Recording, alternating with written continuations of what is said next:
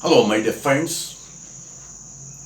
Today, let us continue the same topic of answering multiple choice questions which come from chapter number 2, Consumer Behavior in secondary PUC Economics. And this is the concluding part number 4. Let us go to the 17th question here.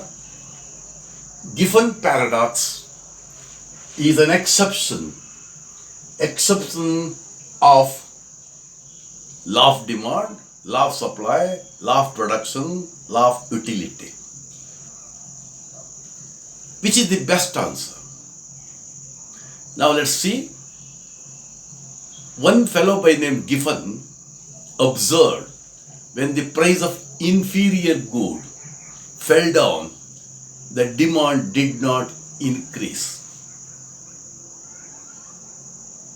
They shifted their consumption from inferior goods to the normal goods. Instead of taking bread, they went for meat, and that is called Giffen paradox.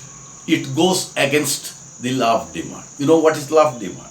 Law of demand tells that there is inverse relationship between price and demand, other things remaining constant. When the price of a commodity increases, the demand for that commodity decreases, and vice versa.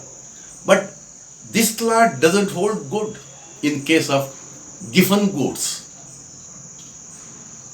And this is called Giffen paradox. So, the Giffen paradox is an exception of law of demand. In this case, the law of demand doesn't operate. It goes against it.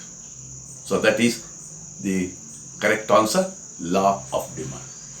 Coming to the second one, in case of inferior goods, a fall in price tends to make demand remain constant, reduces the demand, increases in demand, change in demand in an abnormal way. These are the 4 options. In case of an inferior good, if the price of a commodity falls, according to the law of demand, when the price falls, the demand should increase. But in case of inferior goods, when the price falls, the demand does not increase. Demand is reduced. Demand comes down. And here you see there are 4 options.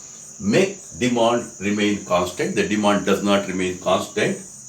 It reduces the demand. The demand will fall when the price falls in case of inferior goods. Please understand. In case of normal goods, when the price falls, demand rises. When the price rises, demand falls.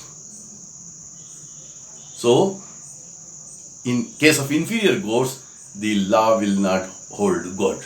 So, in case of inferior goods, a fall in price reduces or leads to fall in demand. Okay, coming to the third one, the demand function is given as D is equal to 30 minus 4P. Why minus is used? You know, because of inverse relationship. Because of negative relationship between price and demand. That is why minus is used. So D refers to the demand for a commodity, 30, that is constant, 4 into P, 4P. So, in such a case, so say the demand function is D is equal to 30 minus 4P, where P is the price, and the demand at price of rupees 4. So, when the price is 4, what will be the demand when the price is 4 with the given equation? Just let us see See, 30 minus 4 into 4. So the price of the value of price is given as 4.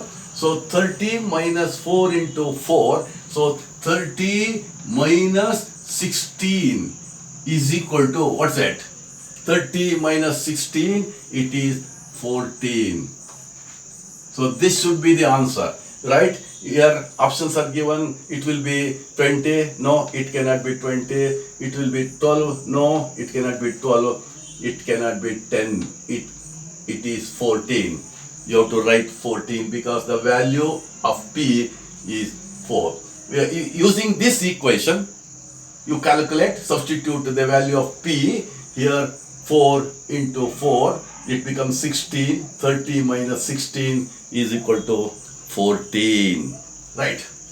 Coming to the 20th question. If the price of sugar increases, the demand for tea will, what happens? You just see tea and sugar are the complementary goods. They are not the substitutes. Tea and coffee are the substitutes. Substitutes are those where one commodity is used in place of other commodity. They are alternatives. Complementary goods are those which are consumed together to satisfy a human want. Here, tea and sugar are the complementary goods.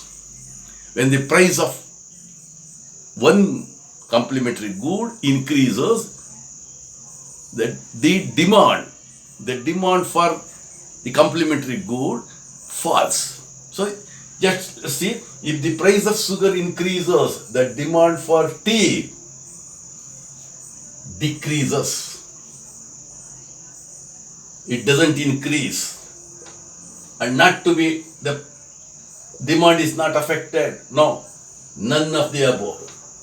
So, if the price of sugar increases, the demand for tea will decrease because sugar and tea are the complementary goods. Right? That's about that 20th question. Coming to the last question. If the demand curve is parallel to x-axis or x-axis, what will be the nature of elasticity? You just see, it is parallel, he says. This is OX, this is OY. If the demand curve is parallel, this is demand curve. If the demand curve is parallel, so though there is no change in price, say price, quantity goes on increasing. So here PED is equal to infinite, perfectly elastic when the demand curve is horizontal. When the demand curve is vertical, it is perfectly inelastic. There will not be change in demand. Whatever may be the changes in price, there will not be change in price when the demand curve is vertical. When the demand curve is horizontal to x-axis, it indicates perfectly elasticity of demand. Okay, so with this, let us conclude this section, that is multiple choice question in chapter number 2, that is consumer behavior. And in the next video, let us go to fill in the blanks with a suitable form of word. Right? Okay, be waiting for that video.